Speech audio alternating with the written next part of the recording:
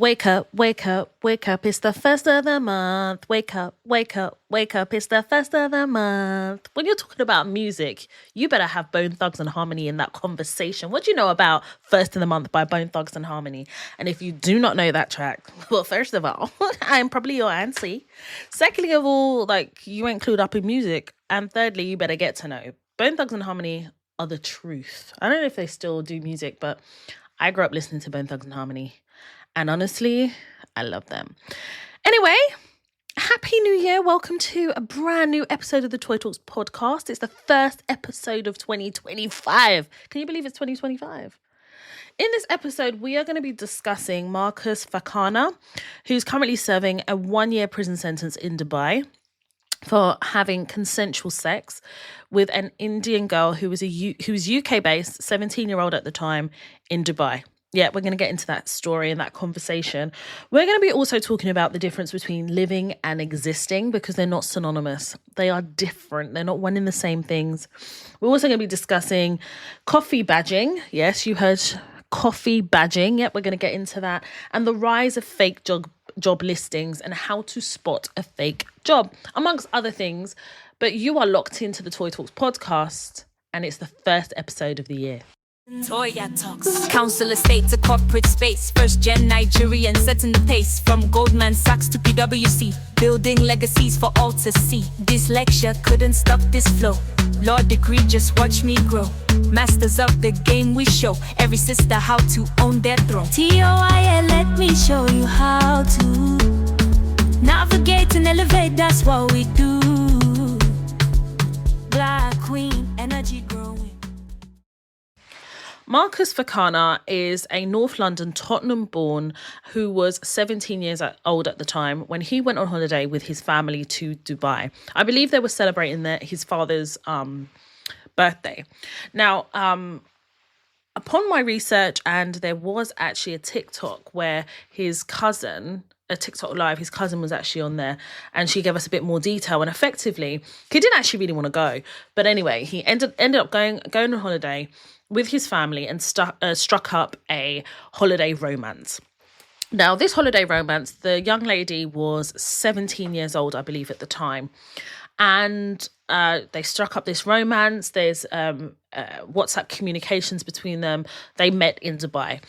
And to cut a long story short, his mother caught them having sex in their bed on holiday. Okay? Now, it is alleged that the mother, having caught her son having sex with this young lady, then I don't know the detail of it, but ended up, approaching her mum and telling her, effectively, my son has had sex with your daughter. Okay? It's also alleged that when the mother had informed the girl's mum, I mean, I can imagine that she was doing it. She thought she was doing the right thing. Okay. And it's also alleged that the mother then approached the Dubai police and basically reported Marcus and effectively said it was non-consensual sex with her daughter. Now, luckily for him, he was able to evidence that it was consensual through these WhatsApp conversations that they had, which basically supported the fact that sex between both parties was consensual. Now, the issue of consent isn't in question here, but is only being discussed from the purposes of acknowledging Dubai law. And what happened then is the girl's mum and her family then returned back to the UK. Marcus is still on holiday in Dubai with the family. Then the mother allegedly contacts the Dubai police and says, well, fine, you said it's not consensual, but how could it have been when legally you're not allowed to have sex, or, if you're under 18? And my daughter was 17. It's been acknowledged that she's 17 years old. And it's been admitted that they've both had sex. So she was 17. So she couldn't have given, it's against your law. And she couldn't have understood what she was doing if the law states that she should be 18 to be able to have sex. And The police went on ahead and arrested Marcus. He was then on bail. I think the equivalent here is on license, effectively, whereby, well, actually I say on license, but on bail, where he was at home. I say home, but an Airbnb, awaiting trial. That trial has taken place and he has been sentenced to 1 year.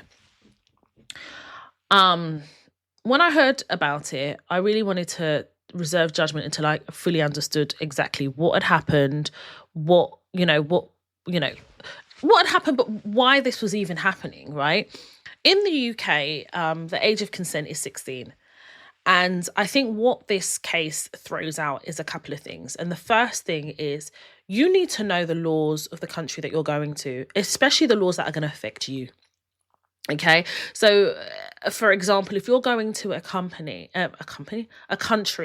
that is strict in terms of how women dress, then you have to dress how they dress in the country that you're going to.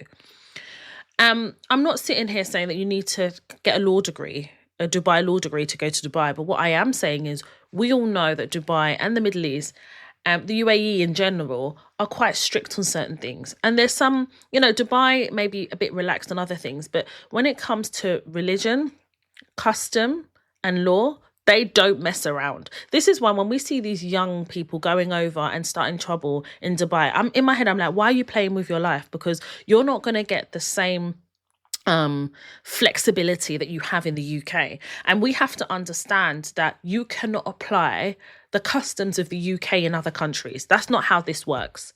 I think what was really disturbing about this is the extent in which the young lady's mum went to ensure that Marcus basically was arrested and thrown into prison. That's what she wanted. That was her intention. Hence why she basically said it was non-consensual. How do you know it was non-consensual? Did she tell it was non-consensual? Because the evidence says otherwise. Now, this is my humble opinion. This is my view. I think that if it is, and it's alleged, right, because we haven't heard from Marcus's mum, but it is alleged that Marcus's mum is the one that told this young lady's mum that her son and her daughter had sex, right? I don't know why she would do that. I'm not sure what the motivation was. I can assume what it is, but I don't know why she would do that. Typically, in a lot of Asian families, having sex outside of a marriage is a massive taboo. And just because you're on holiday, it doesn't remove cultural sensitivities that we should have. Being raised in Tottenham, it's so ethnically diverse and so culturally diverse. There's no way that you wouldn't be clued up on Indian culture, especially the dynamics between the Black community and the Asian community. Whilst we may be similar in terms of cultural understanding and things like that, but we are very different. Do you understand? And I personally believe that the mother was racially motivated to be spiteful towards Marcus. I think this is my view. I believe that the Indian girl's mum was mortified when Marcus's mum told her, allegedly, that her son had sex with this woman's daughter. And I think that she felt like it was a dishonor to her family. I think that she was ashamed. I think that she wanted to punish the young girl. And I think this is the reason why she went to extreme lengths to ensure that Marcus would be charged with anything. And here we are today. Marcus is serving now a 1-year sentence for a holiday romance. And from reports from his family, they say that he's a very respectful young man. He's a really nice young man. He's hardworking, from a really good family. He's not the type to kind of disrespect a woman or, put himself in a situation whereby his integrity would be compromised. He was just somebody who, met a young lady. They really liked each other. It was mutual. It was consensual. They were having a holiday romance that they wanted to kind of move forward when they returned back to the UK. And it just so happened that part of consummating this holiday romance is that they had sex. And I think that there's racial undertones in this case. I think that this young lady's mother I think that Marcus could have been any race, and I think the mother would have done the same thing. But the fact is, he is a young black man, and I think that she has willfully destroyed his life. And I think that these are the things that nobody wants to talk about, is the impact this is going to have on Marcus. He will probably never recover from what's happened. And it will leave tremendous scarring.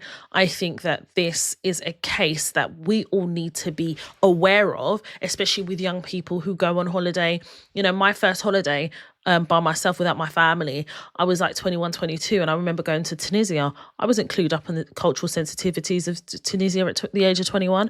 There's certain conversations we need to be having with our young people about to respect traditions. And I think we need to be really crude about these conversations about sex. And we need to be, you know, I never thought that, you know, I've got a daughter and you know, she's a toddler, but I know that she gets to a certain age and I'm going to have conversations about sex with her. And it's probably going to be at the age 11 or 12. Yeah. The age is getting younger and younger to have these conversations. But going on holiday and really understanding what a holiday is, it's about making sure that no one else has access to your suitcase. Don't carry anything for anybody. Even if you're in the queue and someone says, oh, you don't have much in your suitcase. This has happened to me before when I went on holiday with my dad. Oh, you only have one suitcase. Can you carry mine? The answer is no. Don't touch other people's suitcases. Do not, don't put yourself in compromising situations. Be suspicious of people who are too forward in talking to you when you're on holiday.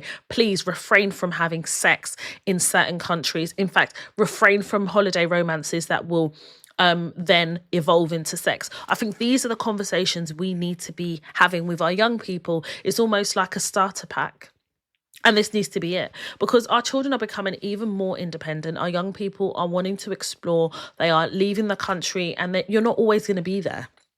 And we need to be very clear about some of the risks and some of the, some of the ignorances that our children have, not because of anything, but just because they're really young and they don't really think they have to know these things. And as a parent, you can't think about everything.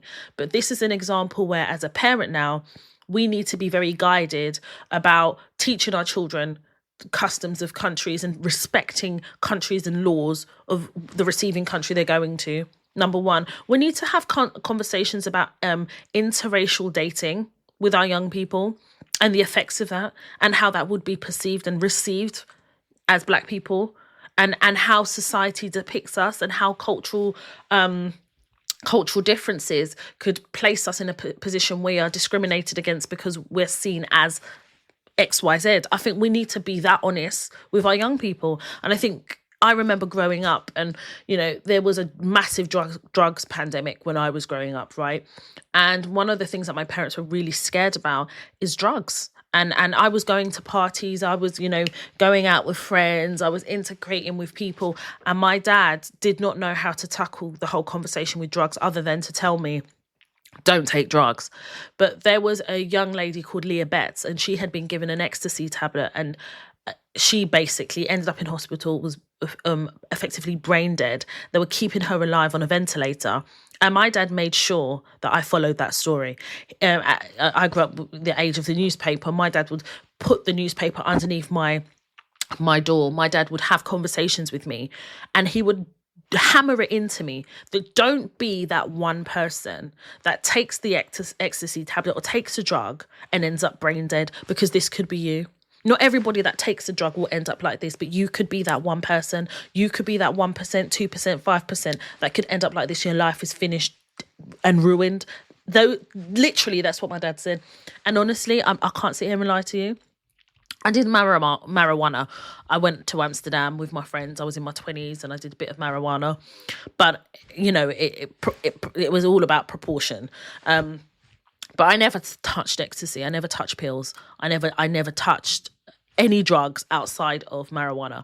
And part of that was because of the way my parents were so open about their fears about drugs. And I literally watched somebody a similar age to me at the time be that 1% and ended up in hospital. There was pictures, and her parents Leah Betts' parents, God rest her soul, were really clear about, allowing this situation to be an example to young people about the effects of drugs and the effects on the family of drugs. So we need to be that clear with our young people and have these very frank conversations. Unfortunately, they're not indulging in their innocence for long enough. But they're seeking independence, and with independence comes responsibility.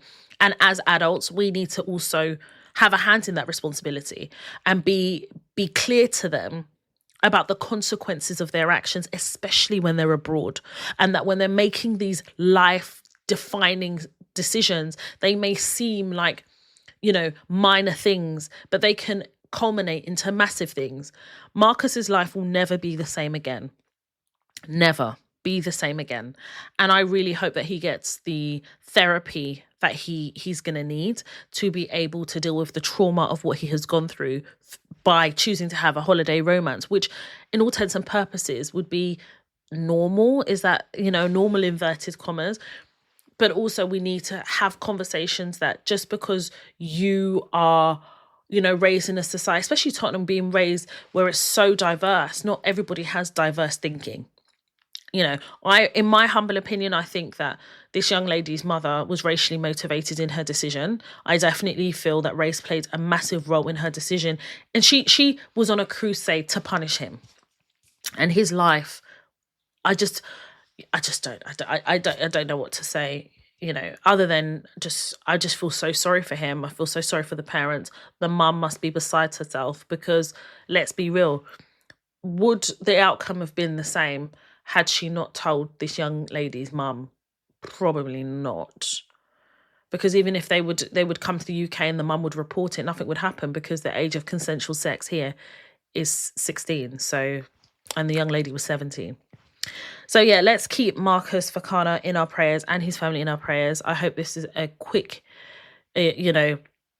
prison sentence of a year. People are talking about how the MP for Tottenham, who is David Lammy, should step in.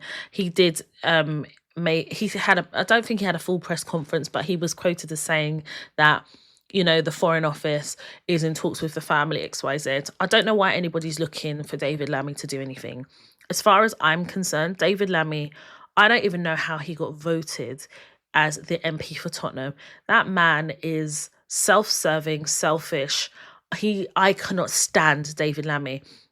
I don't think he represents the people, his constituency. And I'm talking to somebody who is a Tottenham woman born and bred. And I personally, for me, I don't know what David Lammy brings to the people of Tottenham. He does.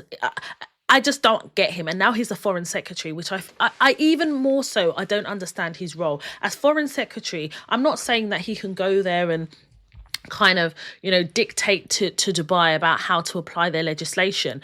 But the UK has influence, and they could have used their influence to either reduce the sentence considerably or have him brought home and, maybe have a conversation with him, educate. I don't know, but he could have used his power. But instead, what he does is he has conversations about how much money they're going to fund Ukraine's war against Russia. And the focus is on a war that we haven't voted for.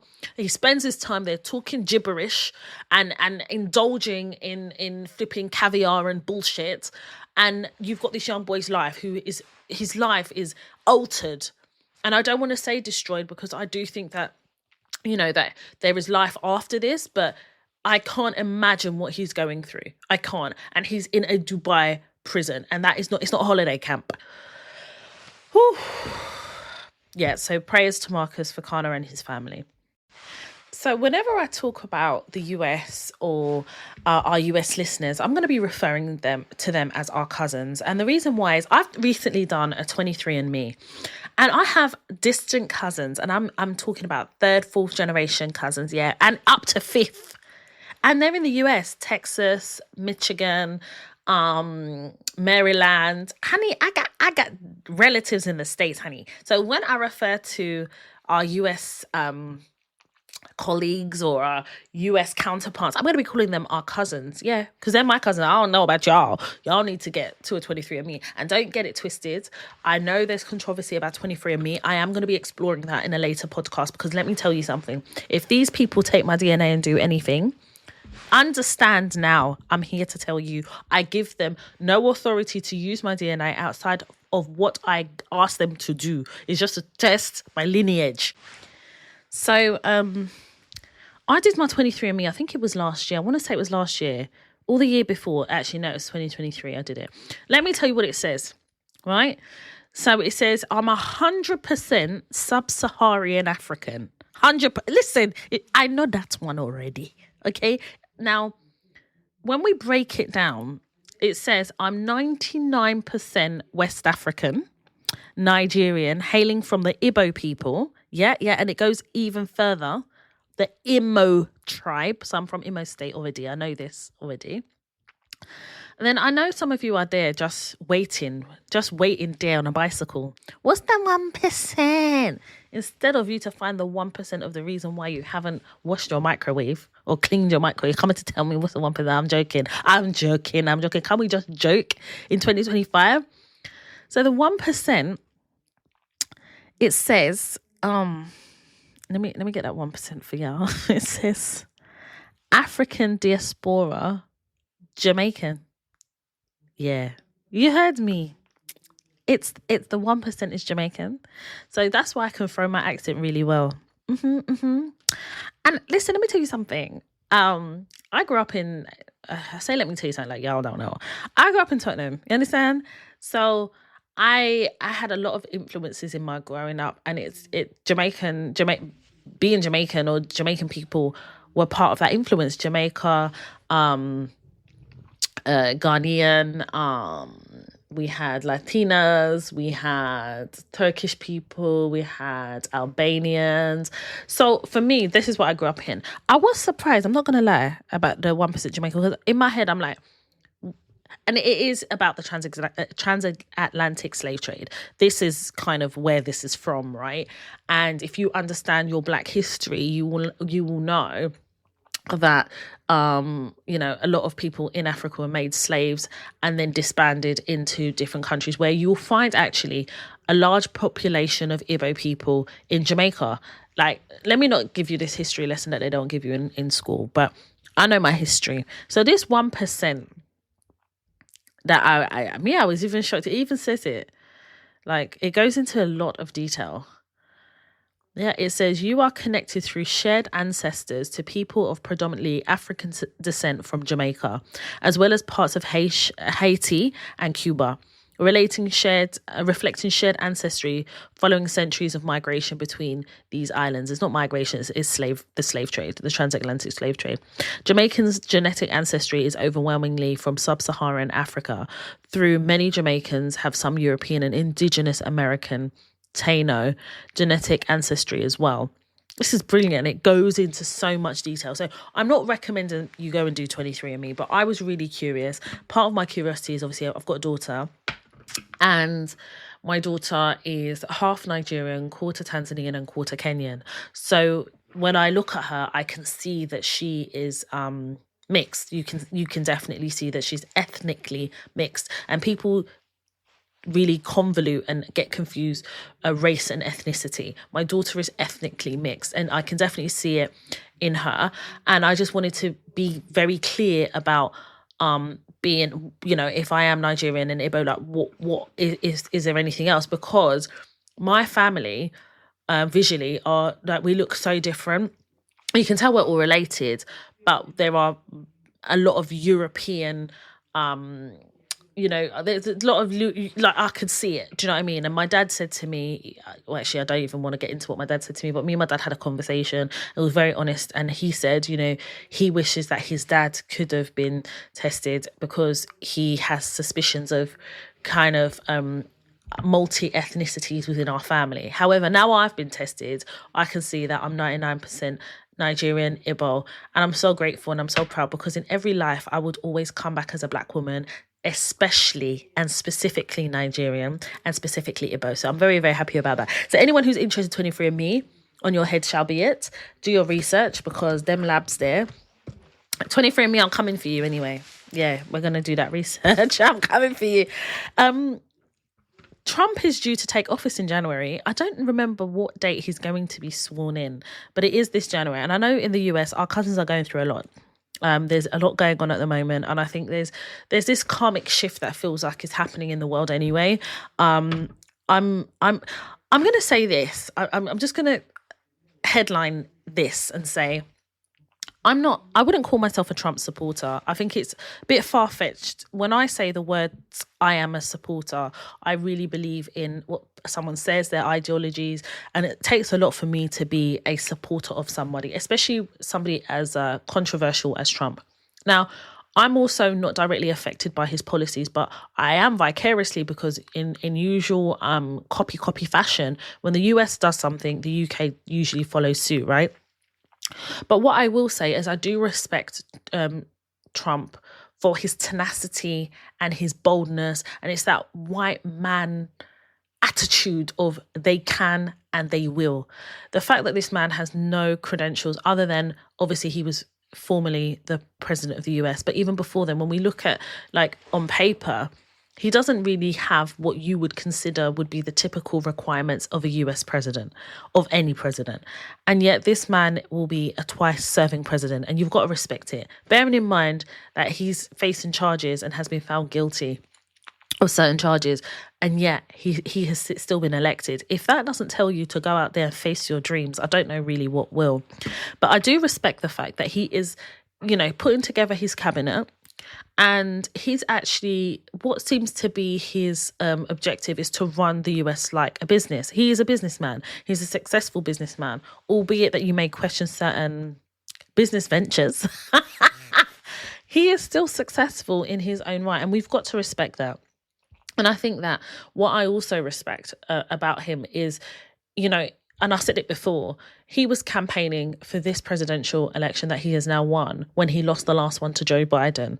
And it's about focus. And I think there's a lot of things in terms of that and kind of how he has positioned himself and how he's focused and how he's been able to manifest something that he has wanted. I do respect that. Do I respect his policies? Not all of them. Do I think he's a racist? I do think he has racist ideologies. I don't know if I'd call him a racist person. He has racist ideologies, but is he a racist person? I think that he race plays a lot. Sometimes I find it difficult to really conclude if he's racist because sometimes then he'll have certain views about immigration, which I actually believe. I don't think they're racist in itself. And that may be controversial to people, but I'm not follow the crowd, okay? I do my research, I deep dive, I really try to understand why someone's saying something, right? It's like Candace Owens. I wouldn't have said I was a massive supporter of Candace Owens or massive viewer, but I wouldn't say I was against her anyway.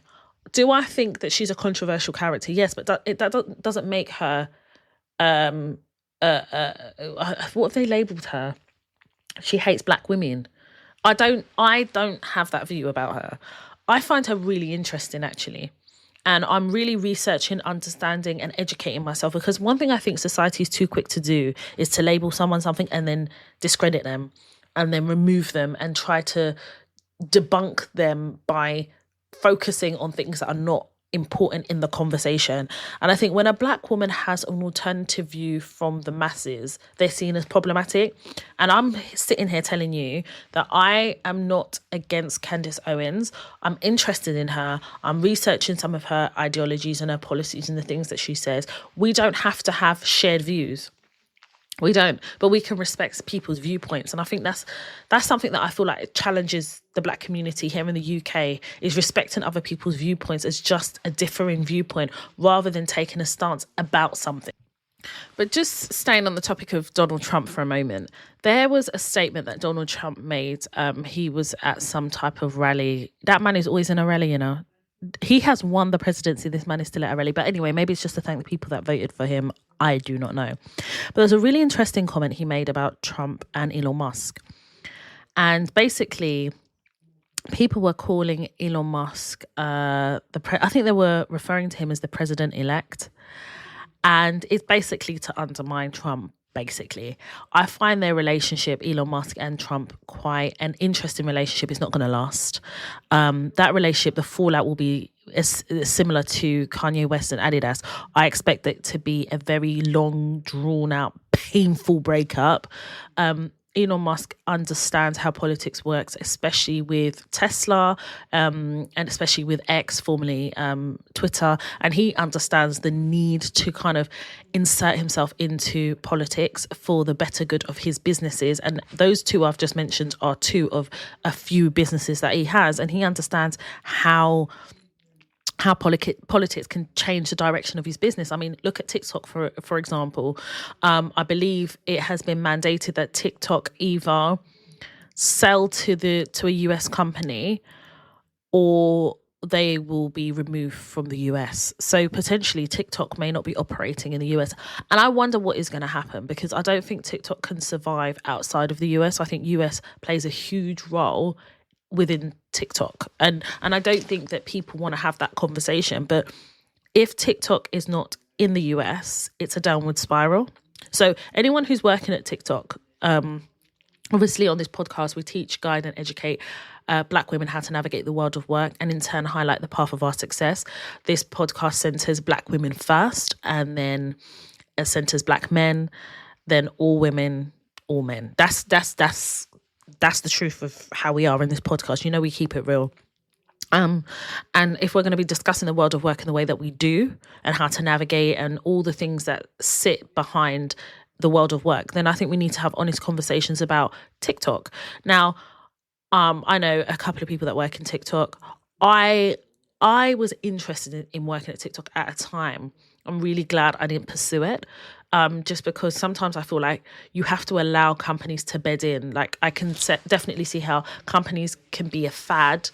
And I think with TikTok, the insurgence of TikTok came during the pandemic when we was at home and we had a lot of time to spare. And what we did, we spent time making TikTok successful. And in making it successful, and I think the Black community led in that charge. I mean, we had all the music and the dancing and the choreographed, well, I say choreographed, was it choreographed? No, but the dances that we had with TikTok. And I think that we as a Black community around the world were instrumental for the success of TikTok. And then everything else that has come since then. So in terms of commerce and buying and selling on TikTok. And I think for me personally, if I'm looking for a quick review, a quick synopsis of anything, I'm going to TikTok. I ain't going to Google. If I want a food review of a restaurant, I'm going to TikTok. Do you know what I mean? I ain't got time, because sometimes you need the visuals, you need it punchy. And this is why I said Google. Like, I'm just bringing you, I think you need to buy a TikTok. I think you need to buy TikTok and then allow the powers that have been to continue to run it, but let it just be under the umbrella of Google.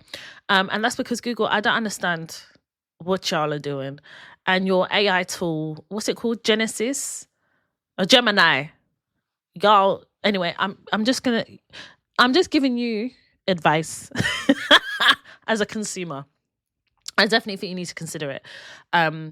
But yeah, sorry. So we were talking about TikTok, isn't it? Because I'm talking about Elon Musk and just being in there with the government. And I think TikTok is a casualty of the evolving government of the US that is not in support of TikTok because of how it is, who owns it.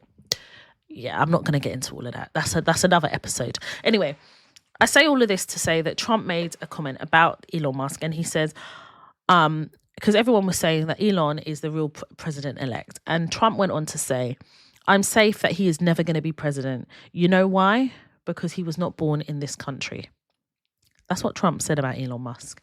It's such a powerful statement, because when I heard it, I was like, well, this is the view of most white men in the UK, where they believe that because we were not born in this country, or our families were not born in this country, because I was born here.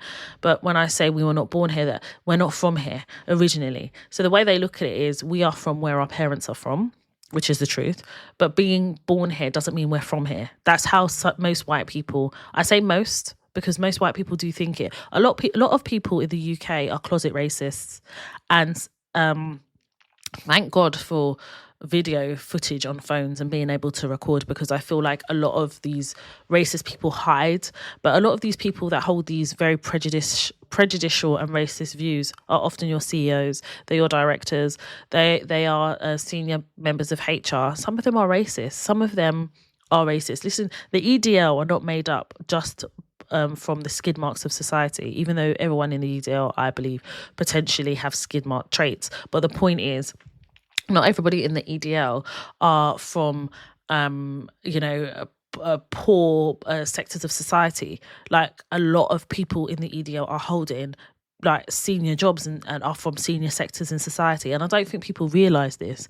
I think people have a view of who, I think because of the recent riots and where those riots were, I think people have a false view on where racism sits in this country. And actually racism doesn't sit in any one class, because there's a classist society we're living in. The reason why you have fractions like the EDL is because it can be funded. Who do you think is funding these racist fractions? It's people who are working, earning money. Tony Robinson, is his name Tony? I think it is. He's being funded. Who do you think is funding him? Like, we need to start having those real conversations, because I feel like as a community, we don't want to tap into those conversations, because we're going to have to confront certain things. It means that there's a call to action to speak up and to use our voices. And I think there's many of us in the Black community that don't want to do that, because aggro. And I get it, because as a Black woman, it is often quite tiring being a Black woman in society. But if I was to come back at reincarnation, I'd always come back as a Black woman, and that would always be my choice. I would not want to come back as any other person other than a Black woman. I love being a Black woman, but heavy is the crown. Okay, heavy is the crown. But yeah, when Trump made that statement about Elon Musk, I thought to myself, this is where I say about Trump that he has, so, sometimes I've never heard him say certain things that I would ultimately say you're a racist. Like, wanting the borders to control immigration doesn't necessarily make him racist, by the way. It's the same as the UK wanting to control the borders. It's just that he says inflammatory things to get people talking about the conversation of immigration. You have to understand how you're being used here. You have to understand how you're being used here to push an agenda. And I definitely think that Trump, for example, he said recently that when he comes into office, he wants to, pass some legislation where if you have people who are immigrants that come over to the US to study, for example, so they're on a study visa and they attend the top colleges, I'm assuming top universities is what he is saying, and they get top grades, rather than going back to their country and becoming millionaires, he wants to allow these people to get a green card to stay in the US after they've graduated with their top honors, to start businesses or to work with these multinational businesses. Because the way he sees it, and from a business perspective, is if you have passed at one of these elite colleges and you have like a first class or an honors or whatever, you'll do well to further the economy in the US, rather than take all that knowledge, all that experience, all your accomplishments to your home country and make them rich. That is a business way of looking at things. Now, if he was racist, in the definition of what racism is in society, would he want to do that? Now, some people can say, yeah, but it's still self-serving. Being racist is not self-serving in the context in which I'm saying it. Donald Trump wants to make America great. And whilst I do not agree with the racist ideologies of MAGA, I understand the political agenda that Trump has when he does certain things or he says certain things. So his wanting to make America great is to truly inject the economy, truly use immigration for its benefits. And its benefits is, if you're going to fund your education, if you're going to get top honours, I want you to be able to stay here, because some of the talent that we require is not already in our country. But since you've decided to study here, you've got great honours, you've got an A, you've got a distinction, then you are now, it's difficult for you to get a job in the US. I don't want it to be difficult for you. I want you to stay here. I want you to benefit our country, and I want you to... I mean, that's a business way of looking at things. But Trump saying that Elon Musk, it basically is not a risk to his presidency, because to be a president in the US, you have to be born in the US, is him redefining what he believes his superpower is as a white man in the US. And that is the truth. That, your credential for being president, one of the credentials is that you need to be born in the US. That's not a racist thing to say. It's the bloody truth. That's what the Constitution says. And it's a reminder of how being born in a certain place and being born to a certain family can change your life. And it's not based on anything other than what the ancestors, what God, fate. And it's a reminder for Elon Musk to get back in his box, that he will never be on the same level as Trump. And the way Trump sees it, you're not a threat to me at all. And it's important that I brought that here, because I think that we need to think about what that actually means to you, from the perspective in the world of work, where you're made to feel like you're not good enough. Sometimes people hold these views that unless you are, like, for example, if you're working in a company where all the executives are white, what do you think your chances are of getting on the exec board? It's quite slim, isn't it? But some people have these views that unless you are, would you be in these certain elite positions? And the answer is no. And sometimes it's about understanding the criteria in which people are assessing our eligibility. What is your eligibility? Personally, for me, I don't want to be a token hire. I'm not interested in all of that. And on the other side is, and if you want to see yourself being represented, sometimes you have to be the token, but it's what you do when you get there. So yeah, I wanted to share that because I just thought it was so interesting. So I have 2 featured topics that I wanted to bring to the forefront of this podcast episode. And one of them is called coffee badging. I mentioned it in the intro of this episode. And effectively, coffee badging is you go to the office. In its simplest form, you go to the office, you have a coffee, have a meeting, and you leave straight after the meeting. You go home early. That's coffee badging. So, if I just bring it home a little bit, it's the idea that you go in, like, you've been mandated to go to the office maybe 2-3 days a week, right? But what sits behind that mandate is control. We know this. Like, why are you telling me I need to be in the office 3 days a week? What purpose does it serve?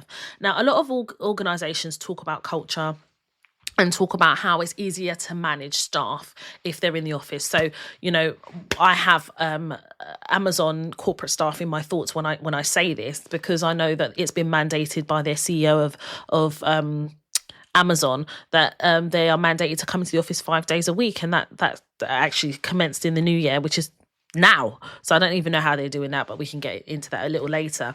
But it's the idea that you're being mandated to come in. So even if it's hybrids and it's saying 3 days a week, which I've told you guys, I don't believe 3 days a week is hybrid. Well, the point is, you come in for your meeting. So say if you've got a meeting at 12, so you come in at 11, you'll go to your meeting, and then you might have a coffee, have a bit of a chit chat, just so your colleagues know you're there, right? Especially the one that is always mentally, making a note of who's in, and that's not their job, though. They're just making a note of it. And then after, you effectively go home early. So you get in at 11, you have your meeting at 12, maybe have a coffee and a chit chat. After, maybe your meeting's half an hour, so you have a meeting and after your meeting you have a bit of a chit chat until 1, and then you go home. That's what they call coffee badging. And effectively, CNBC did a whole study on it, and effectively what they said is that the employees revolt against the back to work office mandate.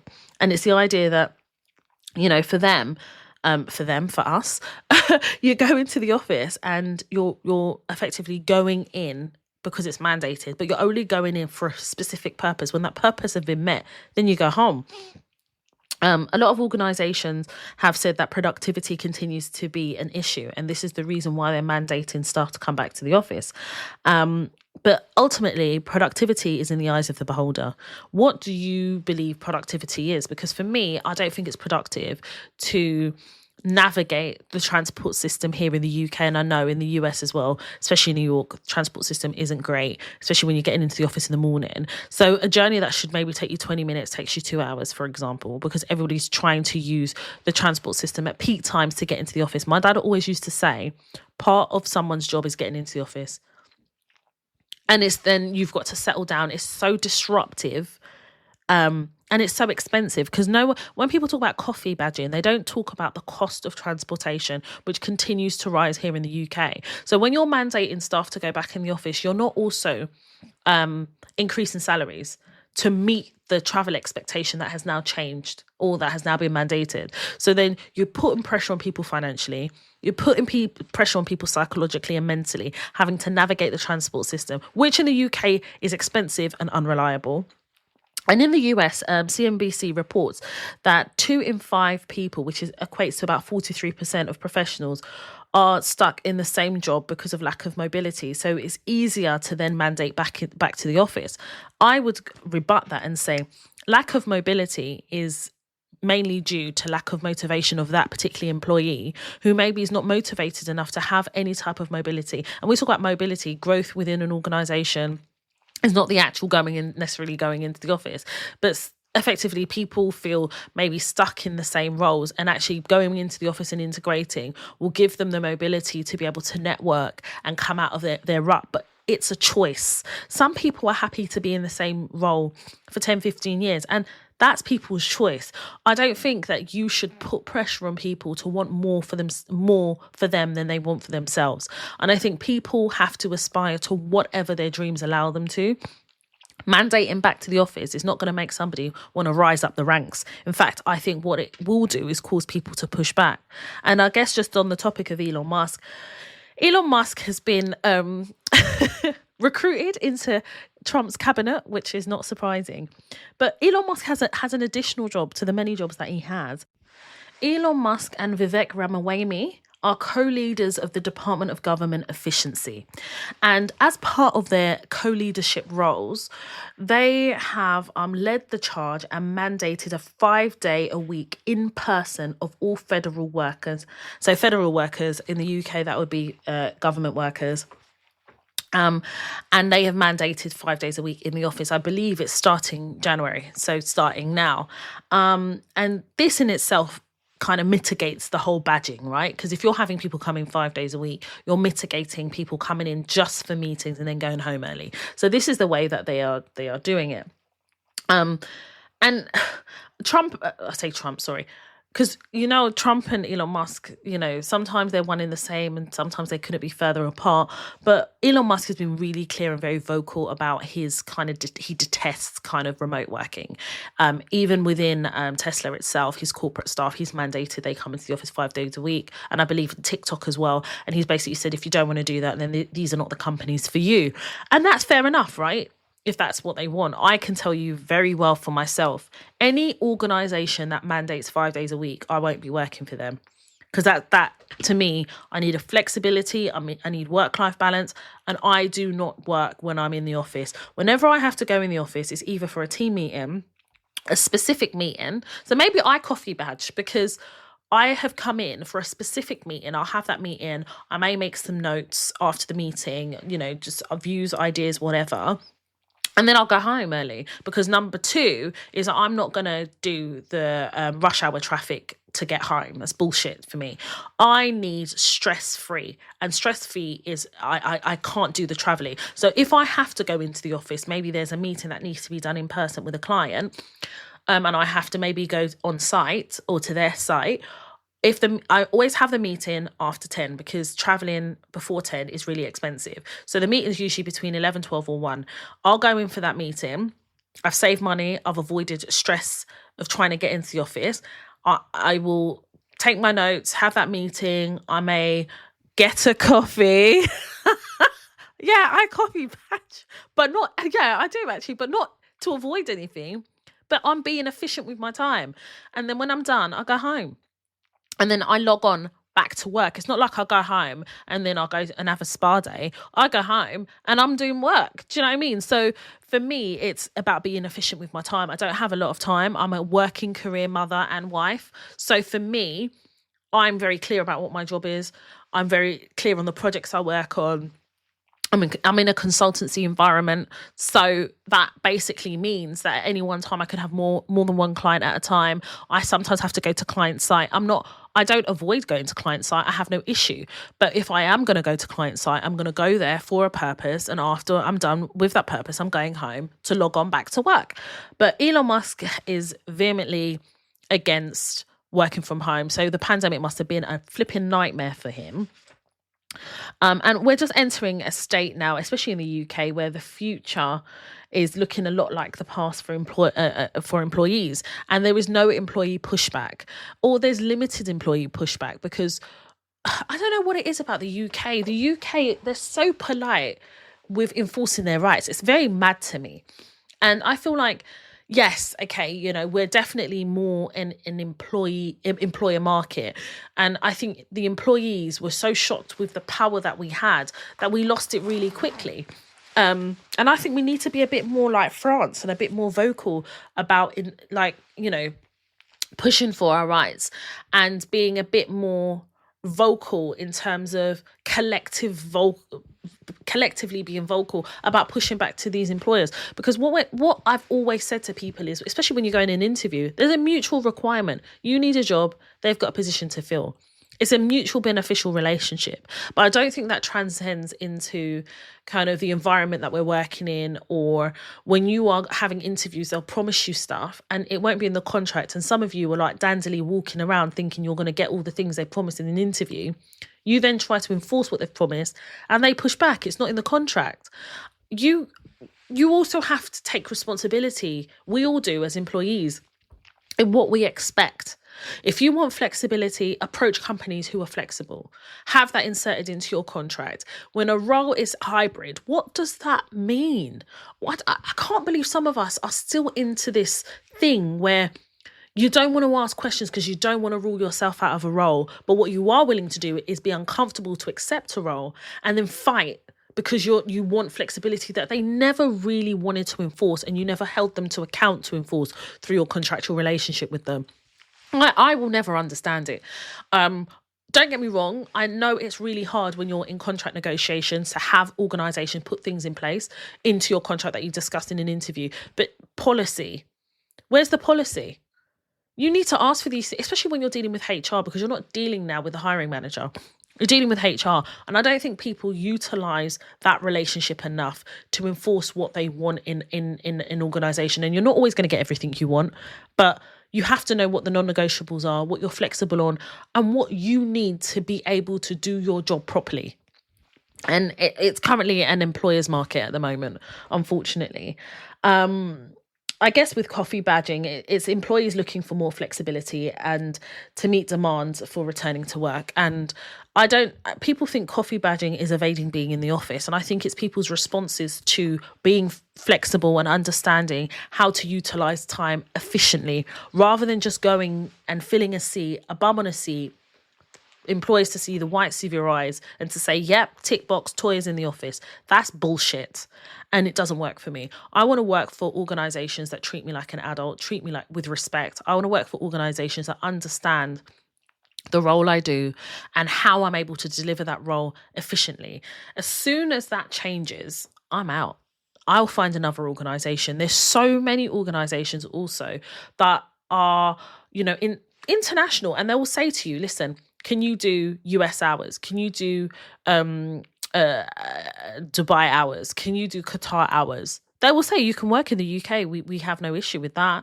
We can pay you in dollars, but will you do our hours? And that there is a rise in that. But I'm going to talk about kind of like the job market, the changes, and my predictions for the world of work towards the end of the episode. But yeah, I wanted to share with you coffee badging because they're trying to say it's a phenomenon. It's not a fucking phenomenon. But I will say be very, very careful in terms of coffee badging, because they are using swipe data to determine productivity and to monitor people who are attending the office and productivity. And I guess some of the reasons why they're mandating back to work is also the ability to kind of whittle down staff.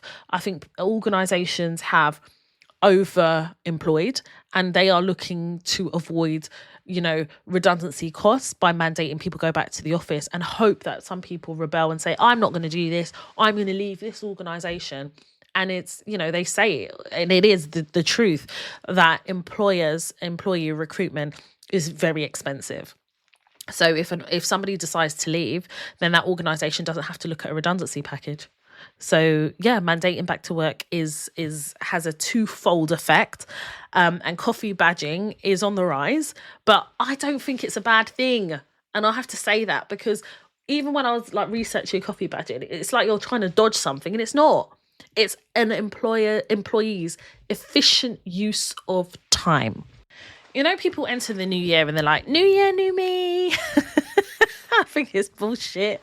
I've got an episode, and I will put it in the show notes, about manifestation boards. I spent the new year, let me tell you what I did. I did my vision board. I was so proud of my vision board.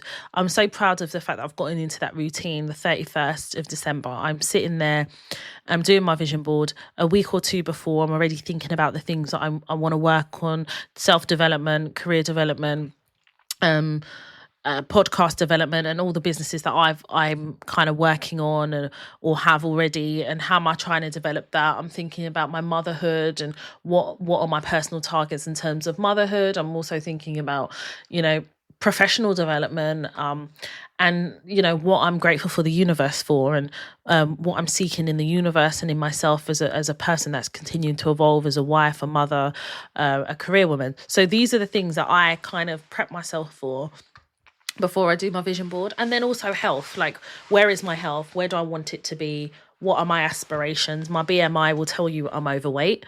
I will tell you that I'm happier when I'm slimmer. So these are the things that I do to prep for the new year. I don't have New Year's resolutions because they're bullshit. After Q1, if I come to you and say, what's your New Year's resolution? You will even tell me that Christmas has passed.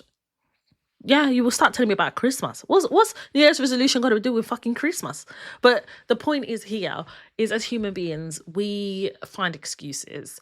We're always in a state of rebranding when it comes to the 1st of December. It's bullshit. You're better off having a vision board and, working towards kind of goals that you hope to put things in place to achieve. Now, you may not achieve all those goals, but you can put certain things in place that you can work towards achieving, that will have you then, or put you or prepare you for the overall goal. And I go into detail about that in a previous podcast episode that I will link into the show notes, about vision boards. I don't believe in vision board parties because I think vision boards are private. I don't think they should be done in a party form. I think this is yet another distraction instead of focus. Like, a vision board is about fucking focus. I should put that on a t-shirt. A vision board is about fucking focus, because it is. And it's personal. And I don't think, I don't like all of this vision board part. I think it's an excuse to drink and talk shit. Really, we talk about moving in silence. Why have a fucking vision board party?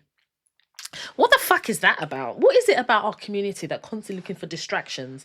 If you want to be the best version of yourself, learn to sit with yourself. Stop being afraid of silence. Fucking mad. Anyway, talking about that, people always say, don't look for a new job in December. I'm telling you, I've started roles in November before, October, November. Those are the best times to start roles, because then you have Christmas and you have some time out to really think, oh, is this role for me? Need a bit of a breather. I think it's great. Typically in the new year, they do say it's more difficult to get a job because people have eaten away at their budget. So they're waiting for the new budget to come out in April for most organisations in the UK. And also, like, a lot of people, like, they come back in dribs and drabs in the new year. They're looking at how, they have delivered against budget. They're not really looking to hire. I personally agree with it to an extent, but I don't think that should put you off applying for roles. I just think you just know that you'll get a slower response. You may have to negotiate a lot harder for the salary you want, especially if you're applying for a job between January and March. You usually have, like, towards middle March, recruitment freezes, like, unannounced. Unannounced, is that the word? But, it's not publicised, but there is like a little freeze in it, really. And some organisations like to hire when they've got a new budget, and I just think in terms of like negotiation leverage, I definitely think the closer you get to April, the harder it is to negotiate. So it's probably not the greatest time to enter contract negotiations. And when I say contract, I mean employment contract negotiations for salary and having those conversations, because the purse strings are tight, basically. But in saying that, I do hold organisations responsible for the rise in fake job listings. And note that I say the word fake and not scam, because it's not a scam. I feel like some people use words for certain things and the definition is not the fucking same. So when we talk about fake job listings, what I'm actually talking about is ghost jobs. They don't always exist. So an employer will put a role, advertise a role, or use an agency to put a role on that they have no intention of filling. So you're probably thinking, well, why the fuck are they doing it then? Well, first of all, it's not a scam. It's a real company, and it may be a future role that they anticipate they are going to need. Because remember, when we talk about budgets and stuff, they're planning. And part of that planning and that financial planning is headcount as well. So whilst the job may not be, or the role may not be available at that time, they anticipate that it may be available. Yeah. So what they then do is put a ghost job, a fake job listing out. And it just remains open with no end date. And there is no intention to fill. And whilst you may not know the intention when you see it, I will also give you tips to spot a fake job. And personally, for me, fake jobs are all year round, but they hit an all-time high in the new year. I definitely say that. Definitely. And I could spot a fake job. I can't lie. I've applied for a fake job, knowing it was a fake job, just to see what would happen. Because I'm always doing market research for the podcast. That's number one. Number two, I like to frustrate them because they think I don't know it's fake. So they treat you like you're stupid. We're not going to have any of that. And thirdly, I think it's important that we inform ourselves about what happens in the job market. It's not just about like if a job is available and all of that. You need to be able to spot when you're wasting your fucking time. Because listen, applying for a job is a task. Listen, there are some jobs that give me fucking headache. Telling me autofill and do this. I will listen. If your job application is hard, I probably won't apply for it because it's who the fuck has that time? Or then they'll ask you to go and is it Workday, and then you have to hope that you have previous applications for other random roles saved so you don't have to fill stuff in. Then they make you fill all this stuff. That is long. It's like an application form. Remember when they used to have like paper application forms? I know some local authorities still have that, which is mad because AI, we'll get into AI a bit later, but yeah, it's long. Anyway, fake job listings, ghost jobs. So effectively, when I was doing my research about these fake job listings, it's about 4 hires per 10 postings. So they hire four people. So effectively, what they're saying is 6 out of 10 jobs are probably fake. Yeah. Now, what it does is it does question the hiring intentions of these companies. But some of these companies, they just want to keep their options open. And they want to keep their options open to talent that are not always available or readily available when companies are ready to hire. So what they want to do is attract applications from great candidates, but obviously knowing that they're not going to be able to fulfill that role by hiring or going through an interview process to hire. Now, some organizations will still go through the interview process, by the way. Yes, I've been in that situation before, but we'll get into that a bit later. Now, part of kind of having these ghost jobs also enhances the public image and brand of a company, because the perception is, oh my God, this is a buoyant company. They're looking to hire. There are roles available. They're doing really well. And as a candidate, you want to be part of that progress. You want to be part of that doing really well. And bearing in mind, some companies also use kind of these fake job listings, these ghost listings, as data research. So part of that data is maybe they want to research salaries, and they use these ghost listings to benchmark salaries. That's mad to me, because I think there's other ways that you could do that without having to put a ghost job, go through an interview process. Because remember, companies also investing time and money into an interview process, which at the end, you're not going to fill immediately. It's a bit mad to me. And it shows me that some organizations have a lot of time on their hands, or at least HR does, because what tends to happen is it will go through the HR process, but you'll never meet the hiring manager. Yep. So there was also research done by CNBC about these ghost jobs, and they did speak to job boards, and LinkedIn was one of them. CV Library was one of them, and I know they got a statement from like the likes of LinkedIn, and effectively it said, at the end of the day, we can monitor organizations, and we put some boundaries to monitor job listings, but the responsibility for whether a company hires or not sits with a company, which is fair enough. But I think what is important is to go a step further in spotting some of the signs of a potential ghost job, a potential fake job listing. So one of the signs is to look at how long a job has been listed for.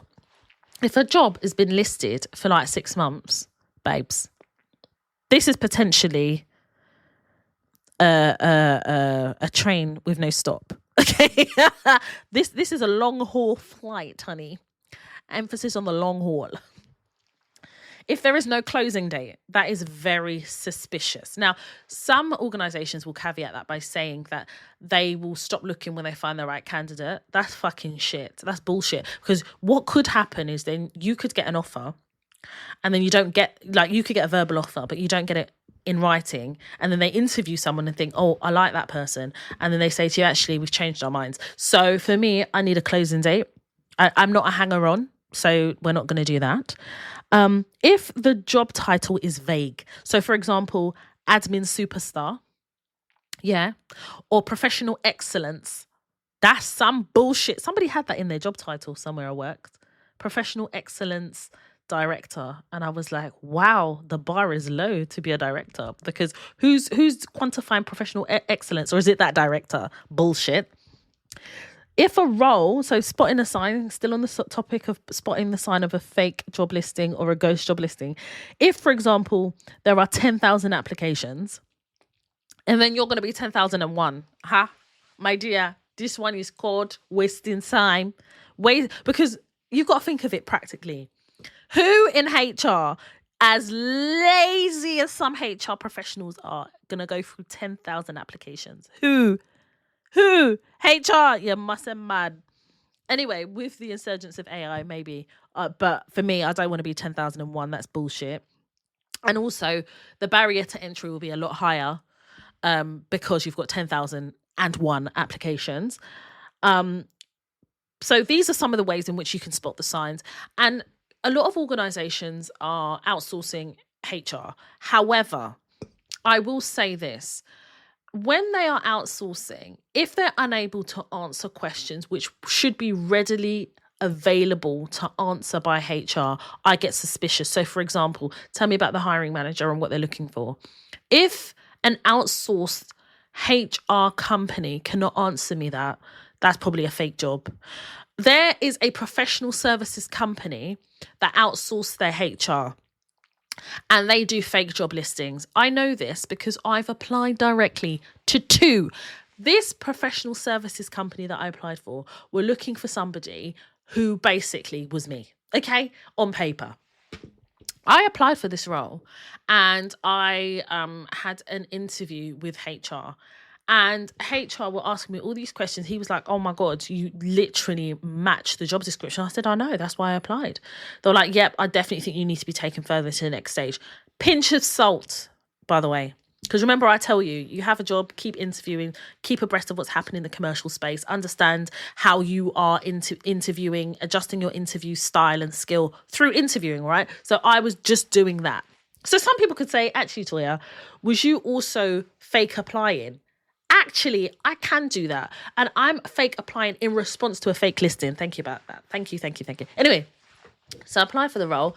And so we go through this first stage. And then I get an email randomly 24 hours later that says, oh, we submitted your profile to the hiring manager. They said you're not suitable for the role. So I then wrote back and said, can I have some structured feedback? What is it about my application that's unsuitable for the role? They said, oh, because I don't have enough commercial experience. I said, what do you mean by that? I've got 10 years commercial experience. What are we talking about here? Public, private, charity sector, third sector, international, what are we talking about here? Because I've got all of that. So tell me specifically. He come back and says, oh, the hiring manager's on holiday. So when they're getting back, I was on his motherfucking ass to the point where they said, unfortunately, they've pulled the role. I said, well, now we're getting to the truth, aren't we? But that process went on for 2 weeks, is what I'm trying to say. In normal circumstances, I probably would never work for that professional services company anyway. But the fact is now these fake jobs, they're not like, some of them are not using agencies. It's in-house outsourcing HR. So they're already paying for the service to outsource, and they're using these outsourced companies to have these fake jobs. And remember, through the interview process as well, they're asking me salary expectations, all of this. So it's a fact-finding exercise, a field exercise. But for me, I benefited because I wanted to work on my interview skills and things like that. But it would have just been interesting to go through that process with that professional services company, because I want to know how they work, and I want to be able to come on here and educate you and inform you about what's going on. So for me, I definitely think that fake jobs and ghost listings are on the rise. I've given you now ways in which to spot those job listings. And I think it's a non-exhaustive list anyway, but for the purposes of where we are right now, in terms of where the job market is, the fact that it's an employer's market, I think it's definitely really important that we're aware that ghost jobs do exist. I just want to close this week's episode by talking about the differences, but giving you an example of the difference between living and existing, because they're not synonymous and they're not the same. They're two really different things. To live is to seek challenges in life. To live is to constantly be in a space of development. To live is to have purpose, or to pursue a purpose, and to pursue what the ultimate goal is as part of whatever your purpose is. I don't necessarily think living is pursuing happiness, because I think to live is to find things that make you happy. And I believe that happiness is a continuous state of mind, a continuous state of being. Existing is allowing life to happen to you. Existing is not feeling empowered enough or deserving enough to have the fulfillment of living in life. Existing is the lack of fulfillment. Existing is the inability to be able to experience more than what you are able to process as part of whatever existence is. Existing is dangerous, because I think that existing can be synonymous to a depression. And as somebody who has fought depression and continuously fights depression, because I believe depression is a disease, and whilst you may be able to manage it, I don't think it completely disappears.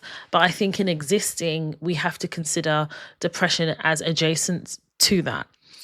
I think sometimes you can go between living and existing, but you should be in a more continuous state of living.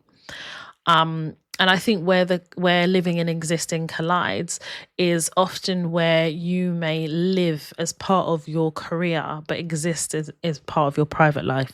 So as part of being a Libran, as I am, and I'm very spiritual, and I've spoken about that in previous episodes, I definitely think that I'm always kind of looking for the balance in myself. And I believe that I'm living. And I think that for much of my 20s, especially when my father died, I was existing, because I was just getting through the day, and I was just trying to find purpose in my existence so I could make the choice to live. And I think it's important to talk about living and existing, especially because I think on this podcast, whilst we create a safe space to have conversation, I think we have to also, that conversation needs to be inclusive of vulnerability. And I'm going to ask you, are you living or are you existing? And there's no right or wrong answer, and there should be no negative view about where you fall. But what I am going to say is the aim should be to live. And the aim should be to live because you open yourself to a realm of possibilities as part of what living is. And I think if you do feel like you're existing, there is a lot of work to do. And whilst both situations require work, it's about degree. Just before Christmas, I went into John Lewis. Now, the rise of phone snatching and pickpocketing in London gives me nothing more than anxiety. But I love my designer bags. I think anyone that knows me knows I'm a designer babe. I'm a 90s inspired babe. I love the 90s era, and I really feel like I embody it because my childhood was in the 90s. I was born in the 80s. But I say all of this to say I love fashion. But I decided just before Christmas I needed a new crossover bag. Being a mum, crossover bags are my go-to, I have to say. Unless I'm in London or going into London for work or whatever, I can wear whatever bag I want. But even that, I just need to be a bit careful because of what's happening in London. All of us need to be careful. God's hand across our whole life, and may the ancestors continue to protect us. But I went in there and I said, right, I want a little small crossbody for like errands. And if I have to go into London with my daughter, I want to be able to have like a secure crossbody. The one I had from Coach was way too small. I'd gotten that a few years ago when I was in the States. And I just wanted something that can fit my phone, my keys, my medication, my EpiPen, a charger maybe, just like basic stuff, but not too big. So I went into Longchamp. And I saw this crossbody bag. It's a small little crossbody. It's nice, but it fits everything in, very compact, zipped and buttoned. And there was a young lady that was serving me there. And she was really sweet. She really took her time. I tried on different bags, different styles of bags, and landed on a particular Longchamp bag. And she couldn't actually process payment at the tills in Longchamp because there were no tills. What I thought was a till isn't for them to process transactions. It's more like to order stuff or whatever. So she took me over to a till and she processed my payment. As she processed my payment, I looked at her and I said, "You're beautiful." And I don't mean just visually, like you're absolutely stunning woman, but your energy is really, really beautiful. It's really, really nice and it's very warm. And she was like, "Wow." She's like, "Thank you so much. I needed to hear that." And she said to me, "I'm going through a lot right now. I'm breaking up with my boyfriend today. And honestly, I just feel really, really heavy. And I feel like crap. And there's a lot of things happening in my life. I'm living at home. I'm 36 years old. And like the cultural issues at home," she goes, "I'm Indian. I know like you maybe can relate to what I'm saying. But, I'm living at home. My mum doesn't respect me. And I'm breaking off this relationship and I feel like I'm back to square one and I just don't feel like I'm in control of my life." And as she's saying this, I was like, "You can talk to me, talk to Auntie Toya. What else is really bothering you?" She was like, "It's the lack of control in my life." So I said, "Firstly, I need to tell you that you are amazing because you're able to articulate exactly how you feel and you're able to process in conversation what it is you're feeling.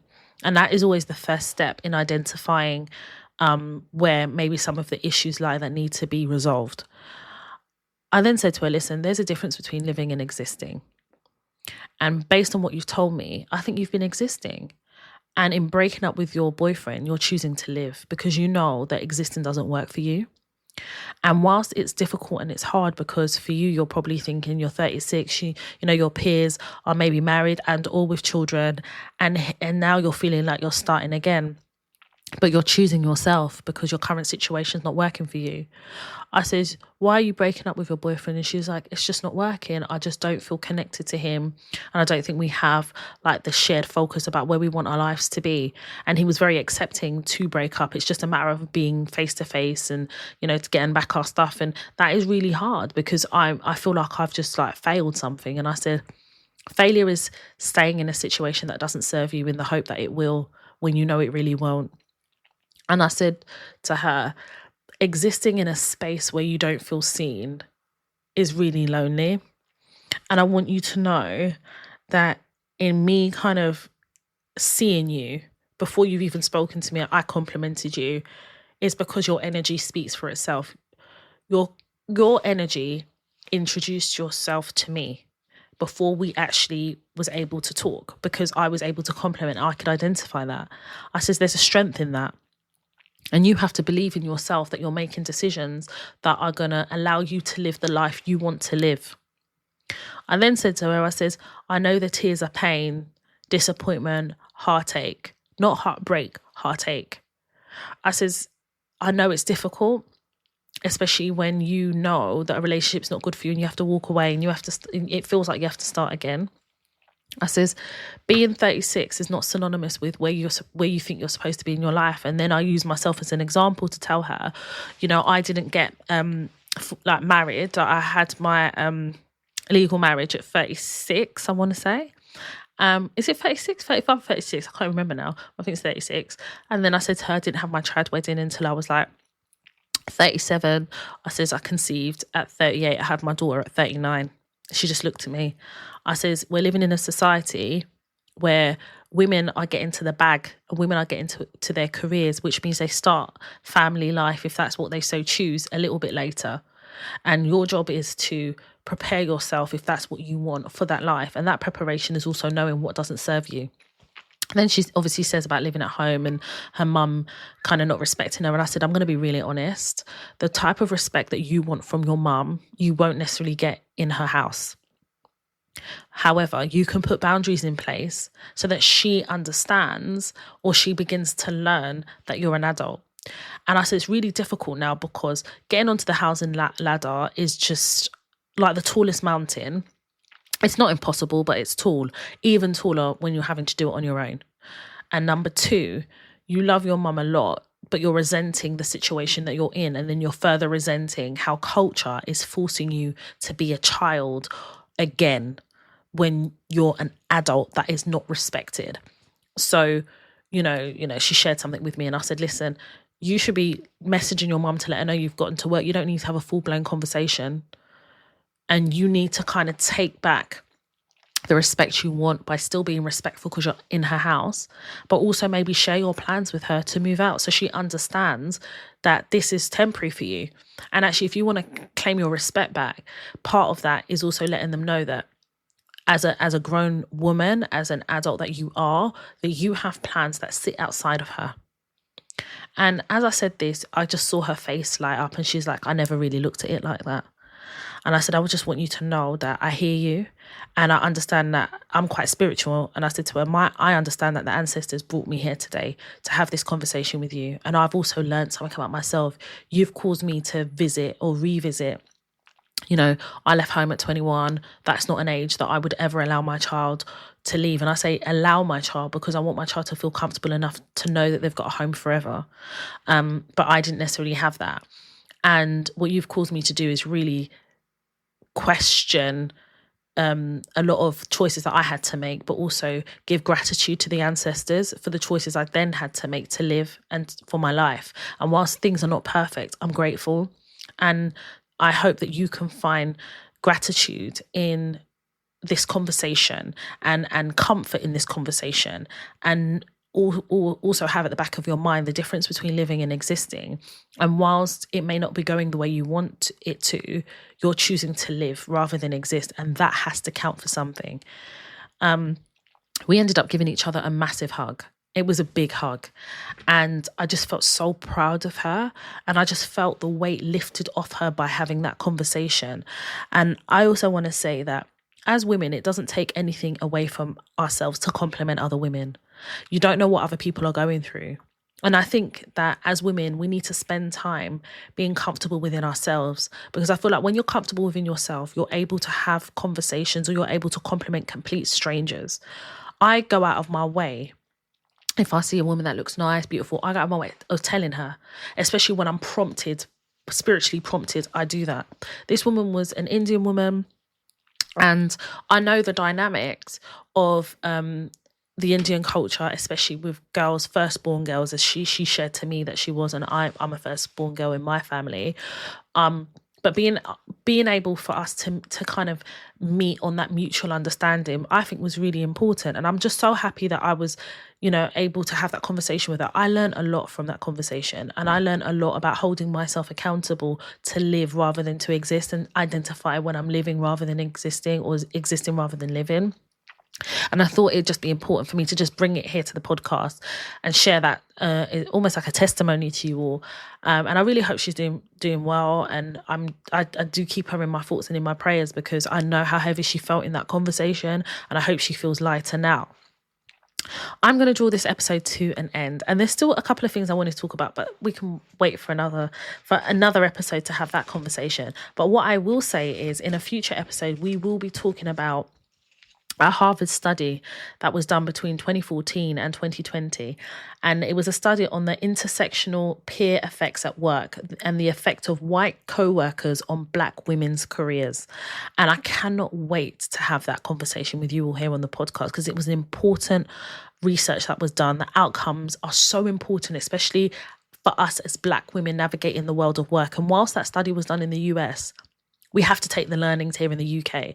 Don't allow distance or country-led studies to take away from where we can learn. You can learn from anything, and you should learn from everything.